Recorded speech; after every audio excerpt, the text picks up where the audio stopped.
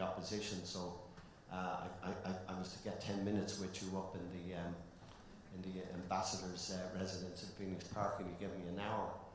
You obviously had nothing to do that day, but anyway. And then I had got to know Tony well, and we had met in Dublin. We'd met in the Gresham Hotel was the first time I'd met Tony, and we'd met in both parliaments. So I felt, listen, this was worth it, and Tony had made it very clear he was going to give this a real crack. His first speech, even though he, was huge celebrations coming in as the Labour Prime Minister, huge crowds, and the first thing he did was come to Northern Ireland, so he couldn't show more serious intent than that. He went to the Balmoral Agricultural Show, and my job. He has a big farm in Chequers as well. but we got working on it, and I think we went back and met you, Jerry. The thing was to get the ceasefire back on track and to get moving. So I think from then on, from that summer of '97, all the way up to Good Friday, it seemed like every day, but it was certainly every week. I hold a record which will never be beaten of the Irish Prime Minister Irish Taoiseach that was in number 10 more than anywhere else. I can tell you that. I was there every week, and the food was always good, unlike Castlebillions. So I think that's how it got going. So the relationship was good, and of course, President, whenever ever we needed you. Sometimes it said you stayed up all night in the last few days, but the reality was you were there all the time for us, and I think that's how the relationship developed. So, Bill, you also have an interesting pathway to the decision to become so actively involved and working with Tony and Bertie, and eventually asking George Mitchell to serve as your envoy and be deeply involved. Can you give us a sort of timeline, if you will, of how you ended up working with Tony and Bertie and being so committed to trying to resolve the troubles? Well, first of all, I think whenever you hear politicians like us talk, you shouldn't discount what we say, but you should try to make sure you got the context right.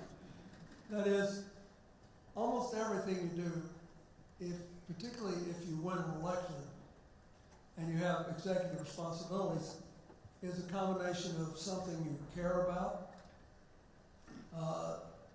something people you care about ask you to do, and then you have to figure out how you're going to do it and survive. And all this stuff seems so straightforward today and easy, and it wasn't. I mean, I got interested in this when I came to Oxford in 1968, and the trouble started in '69. Bernadette Devil was an attractive young woman who got elected to Parliament, and all the kids liked her. We didn't know jack about this, a lot of us. But it got people thinking about Ireland in a different way. And then all the troubles happened, and they were happening when I was there. And then over the years when I would go back to the UK or to Ireland, I would keep up. And then when I was running for president, I knew that I had to be up to date on the Irish issue when I went to New York to the primary, when I went to Massachusetts.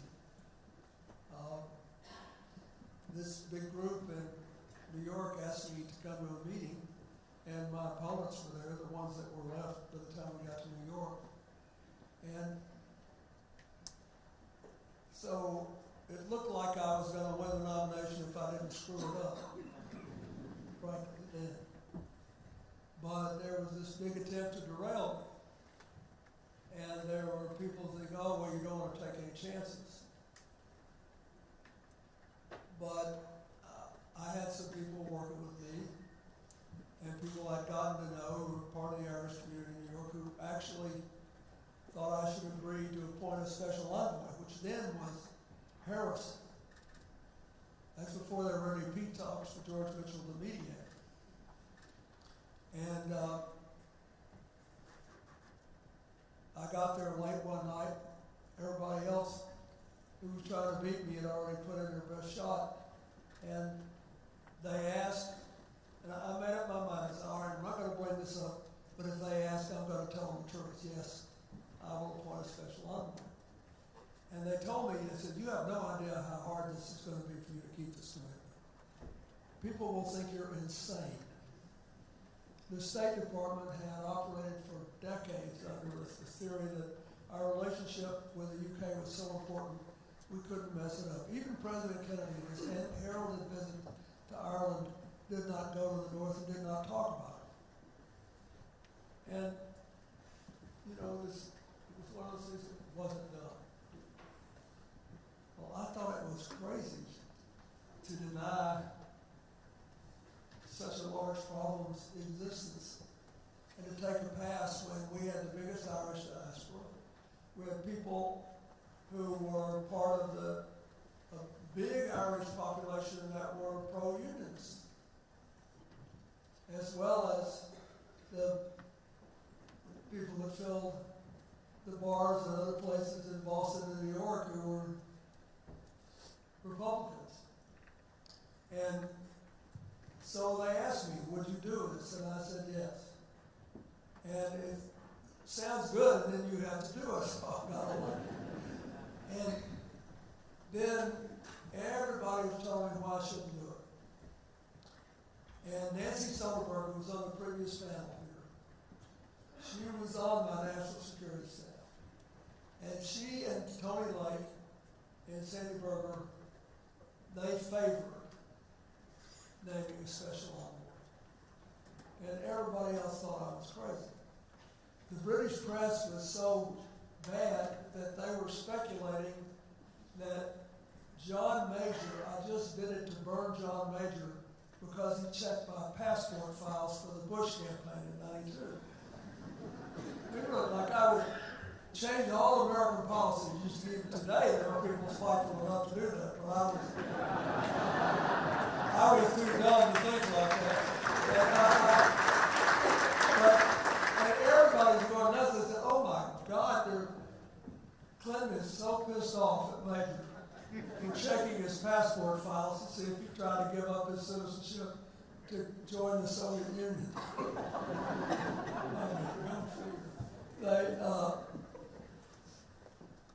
That's the only reason he's doing this. I mean, it's like just, that's how inconceivable it was to the whole British party politics. And I told y'all, man, and I respected it. Tony mentioned I respected it Major tried because he was on a very thin parliamentary majority, and he needed the unionist members of parliament, and he risked it anyway. And even though, as you point out, it didn't really go anywhere, he tried, and I think we should all give him credit for trying.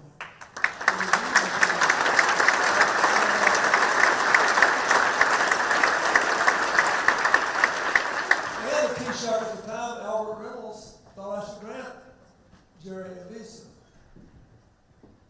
And so we all worked it out. There were 7 Irish groups, and mostly based in New York City, that wanted him to come. And one of them sponsored a conference. They put together a whole speech deal, and he asked for a visa, and we agreed so I could make the United States look like an impartial body, that I would grant the visa for 2 days, but there would be no fundraising. And everybody knew that a lot of money was going into Ireland from the Northeast United States especially, but not on this trip. We were going to send a signal that we wanted to be involved, but we wanted it to be positive, and we wanted to be fair to everybody. And we have 2 people who are members of Congress here now, at least then Richie Neal, the chairman of the House Ways and Needs Committee, and Marty Meehan, who years ago became president of the University of Massachusetts, but he was there then. And Peter King Queen called me to wish me well right before I left, who became my best Republican supporter because he was from Limerick. And his mother said, if you try to run that president out of office, I'll never speak to you again. So eventually there were certain benefits, but at the time it was crazy.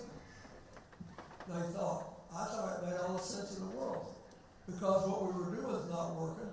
And it seemed to me, just from the talk, that the public was maybe way ahead of the politicians in their desire to have some sort of resolution of this.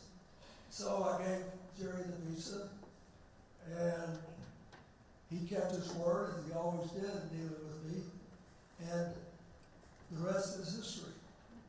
And it brought me closer to Tony, and he was interested. It meant a lot to me because I loved it when he won on his whole campaign platform, was basically consistent with what I believed.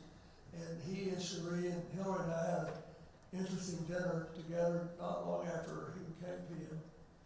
And then I met Bertie, and I thought, Bertie had the kind of BS that I always wished I had.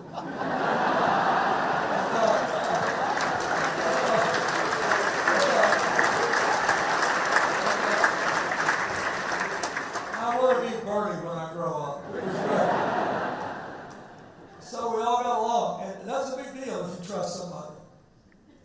Because if you make enough decisions under this kind of pressure, with all these changing circumstances, some of your decisions will be wrong, or will be questioned, or will not be good for one of your partners on any given day. It just happens. Nobody's perfect. You can't foresee all this.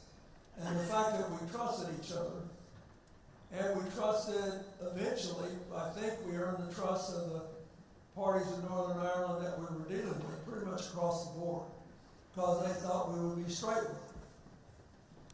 And that's how it happened. And it turned out to be, there were days when I felt like I was a ward politician in Chicago, Hillary's hometown, and there were days I felt like I was taking Seamus Heaney's advice to just take a flying leap and walk on air against your better judgment. So, but that's how it started. We all just decided that the time was right to do the right thing. There were lots of people here who were involved in this, from all the way, including General Chancellor, who had to oversee the decommissioning of arms, which was highly controversial at the time. People thought we were crazy to think it could ever be done. You remember the first time it brought up? And so we were all out here just, we'd like to tell you that we had it all thought through, but the truth is we made up a lot of it as we went along. We had to wing it. And then when Mitchell came in, he organized our efforts. Well, again, I think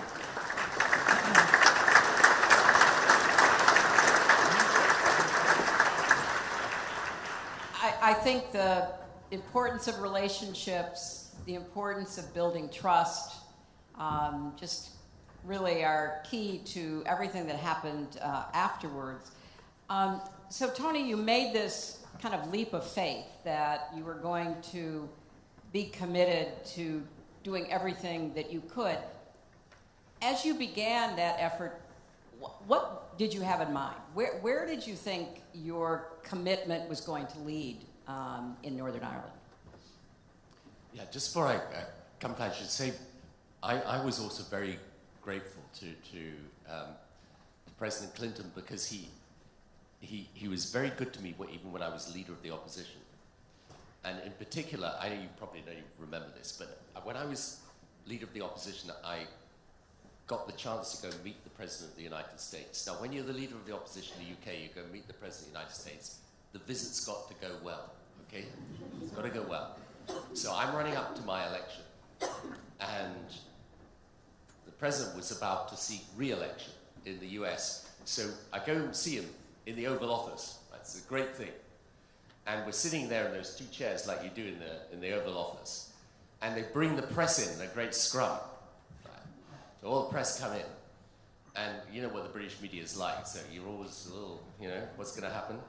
So they come in a big scrum, and someone throws the question to President Clinton. They say, Mr. President, do you think you're sitting alongside the next British Prime Minister? And I completely freeze, because I think, what can he say? Because he can't say yes, because that would be undiplomatic and diss John Major. On the other hand, if he says no, the business has not gone so well, right? So he says, I just hope he's sitting alongside the next President of the United States.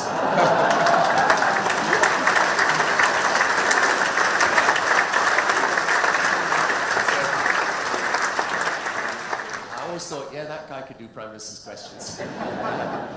So when we began this, the first thing we did, and I think this is a really important element for any peace process, is we agreed to talk to everybody. And, in the end, with the peace process in Northern Ireland, I mean, okay, we had difficult jobs to do, but the people who had the really difficult jobs were the politicians in Northern Ireland. Because they were taking risks, and they were also having to say to their own supporters, who had built up a narrative over a long period of time, we're going to change strategy, we're going to move, we're going to do things differently. And so, for David Trimble, he had to make, this was a really, really difficult set of decisions he had today. Seamus Mallet, and then of course for Sinn Féin as well. And then you had loyalist groups. So you had a whole range of different people, all of whom were going to have to take difficult decisions to move this process along. And I think the most important thing, starting point for this, is that we were prepared to go and talk to everybody. And I remember, Jerry will remember this well. The first meeting I had with Sinn Féin, with Gerry Adams and Martin McGuinness, at the time this was very shocking to people. And you had to be prepared to do it. And I remember after I did it, I don't know whether people here recall this, after I met them for the first time, I then went to a shopping centre for a visit. You meet and then you go for a visit. And I told you about this last night. When I got to the shopping centre, I got in there, I was saying hello to people and so on. And then suddenly there was this huge wave of people, including people who are wearing washing up gloves. Those plastic washing up gloves.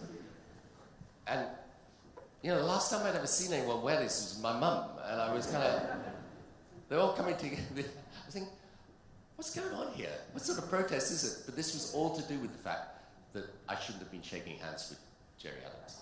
Because this was a big thing, you see, that people were saying there was a huge debate. Yes, you can meet him, but you can't shake hands with him. I said, we're going to meet him, we're going to shake hands. Let's just do what you would do one human being to another, and let's see what we can go. We know we disagree about the past, but let's see if we can agree about the future.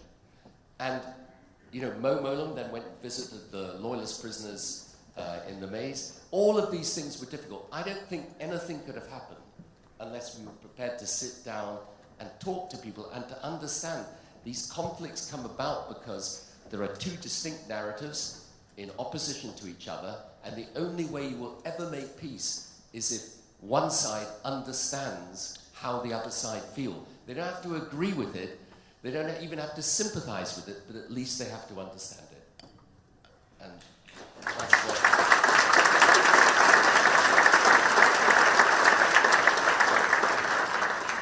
I think that's a lesson that we should all not only hear but repeat to ourselves and others, because clearly you don't make peace with your friends, you don't make peace with people that you already agree with. You have to keep searching for that common ground.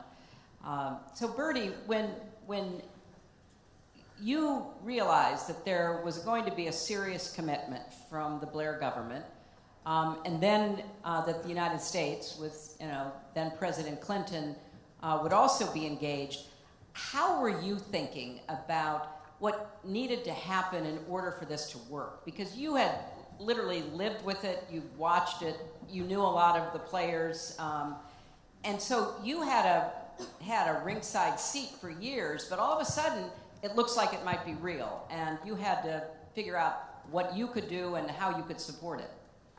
Yeah, we got a few lucky breaks, I must say. We decided September '97 that the talks were going to start, and it didn't start too good because the first day we said, listen, Mitchell principles, you can't be involved in violence, and you can't be in the peace talks. So everyone signed up to the Mitchell principles, and so that was good. So Sinn Féin were coming into the talks. You can never guess what happened. The DUP walked out, and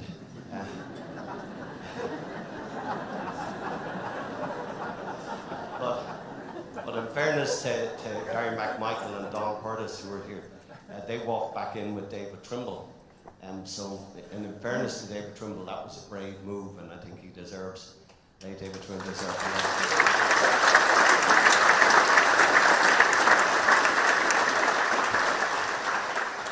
So we got going, and okay, I think George gave a good explanation today of what happened over those months, and it was up and down and up and down. But I think the two things that Tony and I did, the talks were as inclusive as we possibly could make them. Everyone was in that wanted to be in, and we continued trying to get everybody in, which we did by St. Andrews. Took us a while, but and then was as comprehensive as possible. And I think all the issues were on the table. Very difficult issues, and issues that I think people thought were impossible to deal with. Decommissioning prisoners, reform of the Royal Ulster Constabulary, changing a lot of the legislation. I mean, there were huge issues, and I keep thinking today when you look at the issues today, but anyway, we won't get into today's issues, but there were huge, huge issues. And the fact that everybody kept going, in fairness to the parties, I agree totally what Tony has said about the parties. They had to make their individual breaks. I, of course, knew that the big thing we were going to have to do, because we had the 1937 Constitution, we claimed jurisdiction over Northern Ireland. And Articles 2 and 3 were very special, maybe not to me, but my father, who was an old IRA man, and my mother, who loved Tony Blair, but didn't like everybody from that end of the world. And so there were difficult choices, but we all had to do something.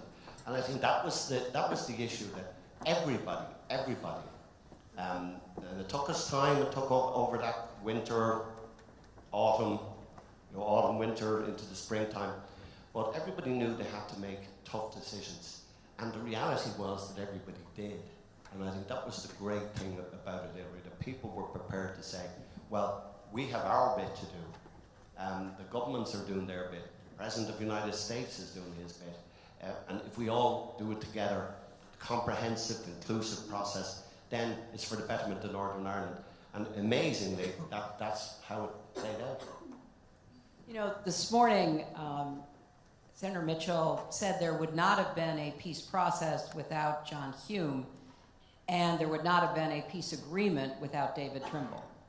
And I think that it's really important, especially because they're no longer with us, to remember the roles that each of them played. But every person at the table, everybody involved in the process, I think it's fair to say was a unique personality and leader. And trying to work through all of their concerns, their personal experiences, their grievances, their hopes, all of that was so difficult, as you said, Bertie, because it was so inclusive, but by being inclusive, you had to bring everybody literally to the table and then to an agreement.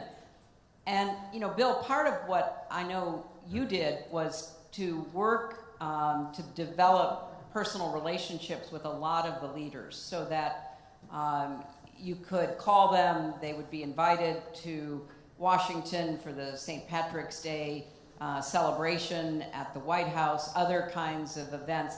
Could you talk a little bit about how you and George Mitchell discussed managing such a big process, such an inclusive process, and how you build trust with people who start off from such different perspectives?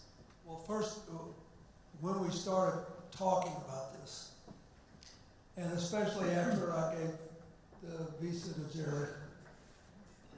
Then everybody settled down, and whether they were for it or against it, they said, well, maybe America is serious and we need to be consulted, consulting with them. So I tried to meet with as many as I could, and then we used St. Patrick's Day as an excuse, if you will, the annual White House ceremony, to invite people there and then to either get them to talk to each other or get them to talk to me individually until we could get everybody together. But we tried to find venues in which people would feel comfortable, not embarrassed, and could get cover if they needed it. And I think that's important because, yes, it's important that people talk to each other, but they have to be able to say what they think and outline what the problems are. And one of the things I must say that I had almost no experience with before I got up to my ears in this was multi-party democracies. Because we have two main parties in America, and usually if a third party gets going, its main consequence is to screw things up for one of the two main parties because they can't ever win enough votes in our system to win the White House or win, very few Senate seats or congressional seats or governorships. So I was literally fascinated for years. The whole time I was there for 8 years, I was fascinated by why people were in what party and what it meant to them. And I found that every single one of them that I talked to had a good reason that went well beyond any kind of personal ambition. That I belong to this party because of A, I belong to that party because of B.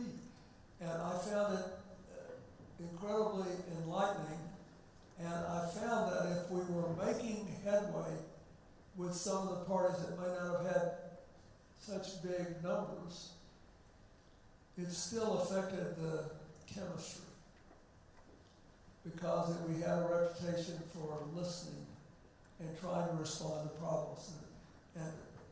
But we did a lot because of St. Patrick's Day, and then we did a lot when I went places. And I was talking to Tony and Bertie all the time. And then once in a while, even in the beginning, Mitchell would give me marching orders, and I would salute and do what he asked. I want to go to that last week, the push, because earlier it was mentioned that both you, Tony, and you, Bertie, actually came to Belfast. Can each of you describe what that last week was like? Because in retrospect, it seems like such a high-wire act, and the fact that it all came together at the end is nothing short of a miracle. But you were both of you, so intensely involved. And take the audience sort of behind the scenes of what those last days were like.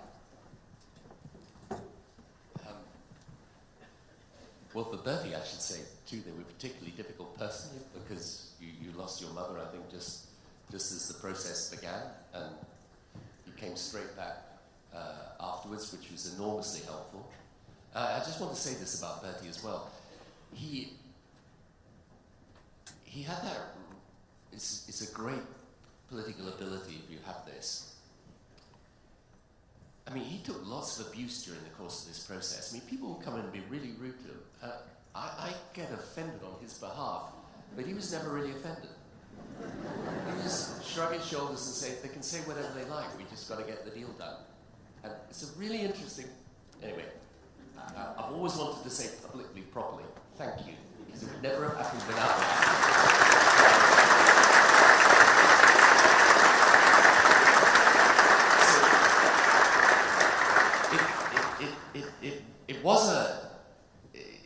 It was a roller coaster all the way through, but we had, alongside the individual decisions that leaders had to make, we had a framework that people thought was essentially fair, right? And that framework was the principle of consent on the one side, that Northern Ireland should remain part of the UK as long as the majority of people in Northern Ireland wanted it, and on the other side, that there should be fairness and justice, and a recognition that there hadn't been, and therefore the institutions of Northern Ireland had to change.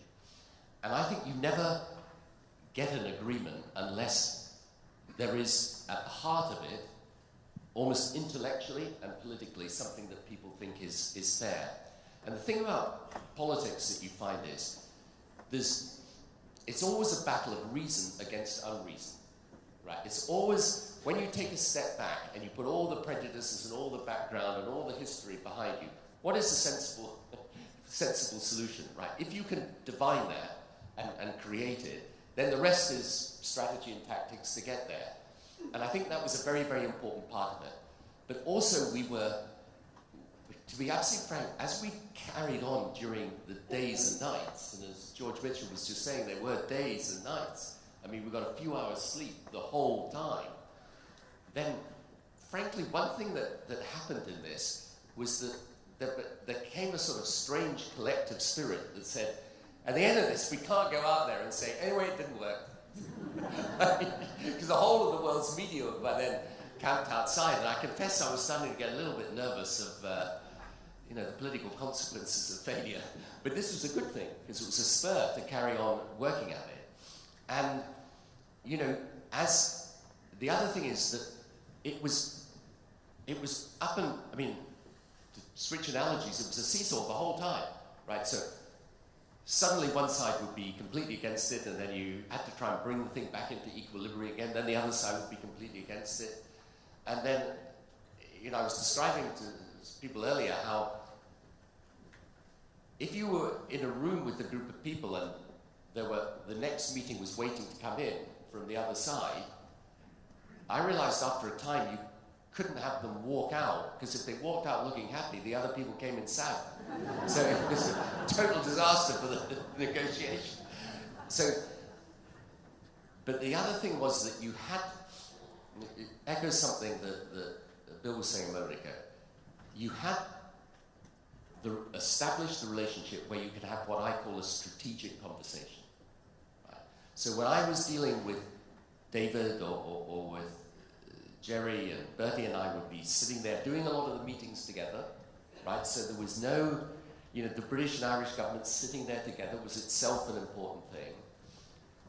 We were able to have a strategic conversation. By that I mean, they tell you honestly what their problem is, then you try honestly to solve it. Right? And it's a really important thing. If you can't have that properly frank exchange of where you really are in the whole thing, you can't solve the problem, right? Because people just either stick in their positions or they don't trust you enough to say, look, I know you want me to do this, but I can't. However, I might be able to do that. So you're always looking for that way through. And anyway, for 3 days it was like this. Castle Buildings is, is it still standing there? They should, it should be a sort of monument to the wrong type of architecture. But so we were in this terrible building. The facilities were terrible. Everything was absolutely terrible. And then, and every so often, Mo, who always had a sense of humor about these things, every so often, when things were really, really grim, she'd say to me, "You're really depressed, aren't you?" And I'd say, "Yeah, I'm really depressed." Time for the Women's Coalition.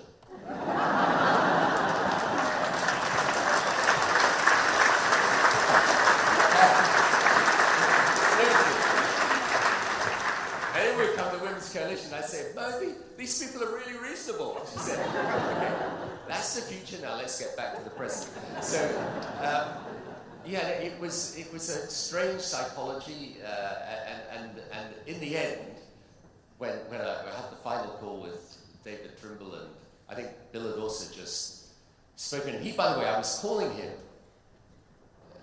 I used to call him, I ignored the time zone, so sometimes I was calling him, it must have been 3 or 4 in the morning, and they put me through and you say, hi, how are you going? And I used to put down the phone and say to Jonathan, is this guy ever asleep?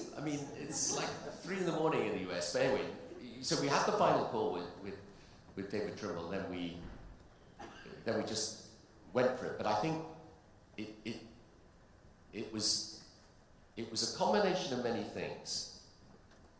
But in the end, I come back to the same thing. You can have whatever technical agreement you like, but if the spirit is not sitting alongside it, it will never work.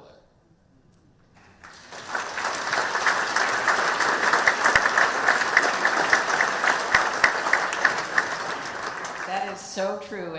And Bertie, what are your recollections of that intense period? Well, can I thank Tony for remembering my mum, because that was difficult. But, you know, I think we'd set out that last week, and it was going to be intense. It was going to be, you know, just a huge range of meetings of trying to get people to move a bit and move here and there. And of course, like everything, you planned the week out and you said, well, you know, some ends of this will be easy and some ends will be difficult. And then by the time you got to Monday, you realized you were wrong. Everything was difficult. And then you go up and down. I got the call. I also remember my own civil servants rang me when I was coming out of the church when my mother's removal, and they said, listen, we have to talk to you. George Mitchell is losing his hair, and I don't think he had much of it at the time either, but he was definitely fed up with everybody, and he said, listen, Strand 2 has driven the unionists mad, and John Taylor's just said that he wouldn't touch it with a 40-foot barge pole. And he said, you're going to have to get up here. So I said, well, how am I going to get up here? So anyway, we worked it out, and I went for this walk. And George Mitchell, I forgot it. I went for a walk down Griffith Avenue, which is one of the longest streets in Europe. And at the start of it, George said, where are you? And I said, Griffith Avenue. And about an hour and a half later, he said, where are you at? I said, still in Griffith Avenue. But at least I went back up early in the morning. I met Tony, and we met in Hillsborough where you got food, as we know last night. Castle Buildings, you got turtle and stuff. But anyway, Tony gave me a lovely breakfast. I went to calm down David Trimble, and the 40-foot pole was put aside. And then I remember going to Jerry and to Martin and explaining to them that I was going to have to move in Strand 2. And then I went to Mark and Seamus and John, and you know, we were okay, we were prepared to move that. Then I came back to the funeral, back up again. And then we just stayed at it non-stop. But when you look at that, I'm not going to repeat the issues, but the issues were huge, and the issues were huge on your side, Tony. You had to face a huge amount of prisoners, and you know, the reform of the Royal Ulster Constabulary. There were huge issues on the constitution side. We have, but I think the big breakthroughs, you know, the trick of it all was that if we could get the constitutional issues off the table, and that was changing the Government of Ireland Act Section 75, which will really set up Northern Ireland, us taking Articles 2 and 3 off the table, getting the principle of consent on the table, that was the only change. And I think we should always remember that the balance of the agreement is hugely important, because that was the balance, and that still is the balance, which made Northern Ireland different to anywhere else in the United Kingdom, and people should always remember that going forward. That delicate balance, once we achieved that, I found then that, you know, certainly with the unionists, Mark will remember the late night meeting with David Trimble, and where Seamus Mallon, I never saw them so emotional when they got Strand 2 out of the way. We didn't have it difficult with Strands. No, they got Strand 1, and I saw Strand 2. We had no difficulty with Strand 3. And we started making progress. And then, of course, things came up at the end, and Tony Blair had to start writing side letters, and Jonathan Powell put them in under the door, because nobody had answered the door. But anyway, at least, and then David Trimble got up on the table to say, I'm with the agreement. I mean, there were amazing things, but the compromises along the way. But I have to say, you know, Tony is nice to me, but I have to say this to you, Tony. Some of those decisions in the last 36 hours, you were making those on your own, out reference back to your cabinet. There were huge decisions. They brought peace. You had to call them, and there were big calls, and you did a good job on them.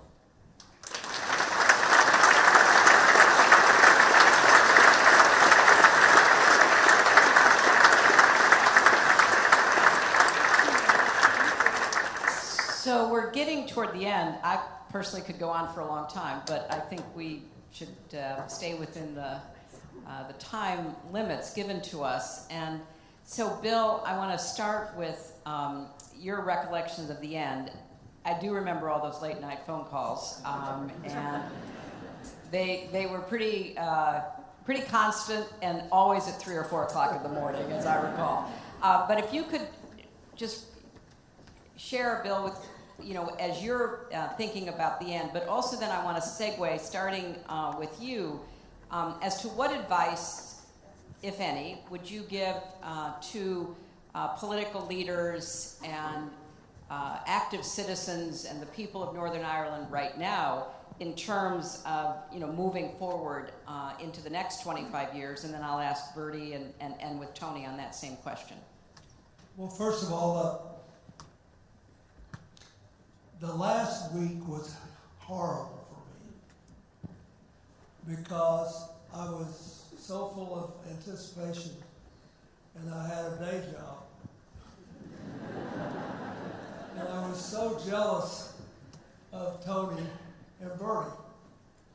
I felt almost as if Hillary were about to give birth to our second child and they got to go to the waiting room. And I was kept out. But, you know, George Mitchell would call me, and then Tony would call me, and I'd talk to Bertie, and we'd call whoever I was asked to call. But the thing that I felt always was the process by which all the parties had proceeded involved so much time, so much effort, and was done with so much respect for people across the political spectrum that I thought in the end these people wouldn't walk away. And it's a great tribute to all of them. Also, there are people we haven't mentioned, Mary McAleese and Michael here. I think the presidency of Ireland, I'm glad Ireland has a symbolic president who can bring people together. And it's a metaphor that they had a president from Northern Ireland.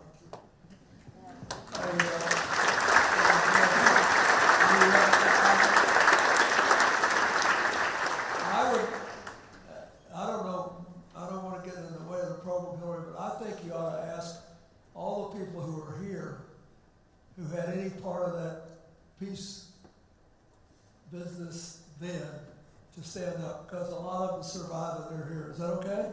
Would you all stand up? Mark, stand up. Gary, everybody.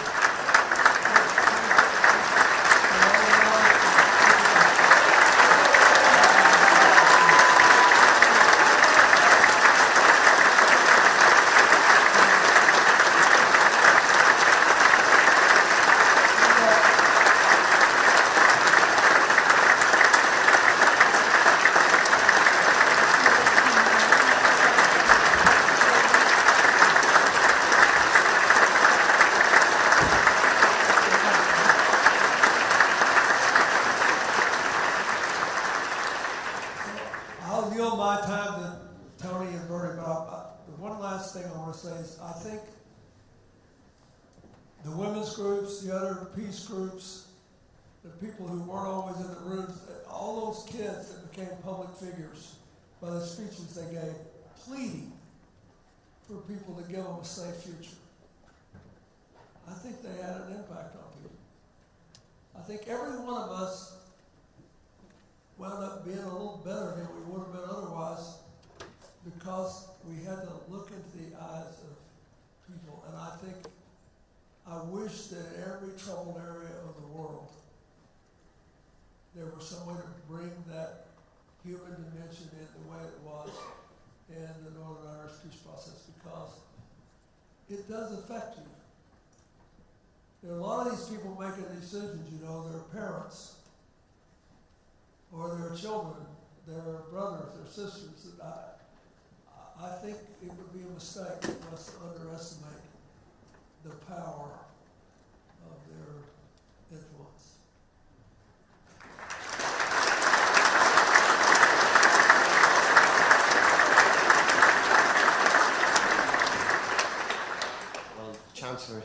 my one bit of advice, we worked really hard, all of us collectively, and you President gave so much time and effort. You came to Northern Ireland, to this island of Ireland, more times than you've been anywhere in the world. And Tony and his governments and successive governments have given huge time and commitment. And between 1998 and the 13th of October 2006, we worked really, really hard to get Democratic Unionist Party on side and to move with us up to that May 2007 when we kind of felt we got our job done. Others have to finish it on. And I just really plead and deeply hope that the Democratic Unionist Party will, pay the reward back to us all to stay the road with us, because the people of Northern Ireland need them. I think the people on this island need them. We all want to work together. The alternatives are not good. We don't even think about them. So let's hope they listen to what George Mitchell said today and listen to what we're saying, that we all just get back on the track. There's too many big things to be dealing with than to be arguing about some detail that was caused over something or another, which I'm not sure what it is. So,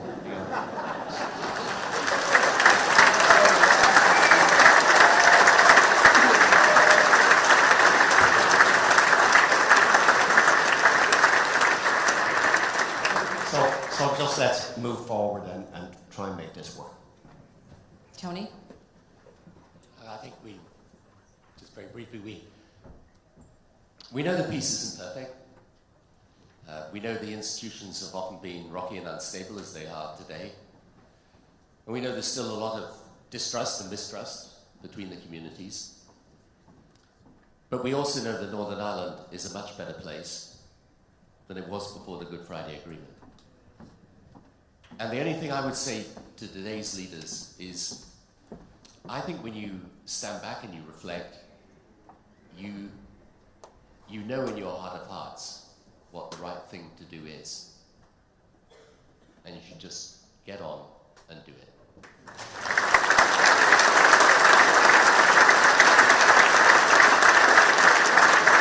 Thank you so much to our panel, ending our day of reflection. Thank you all.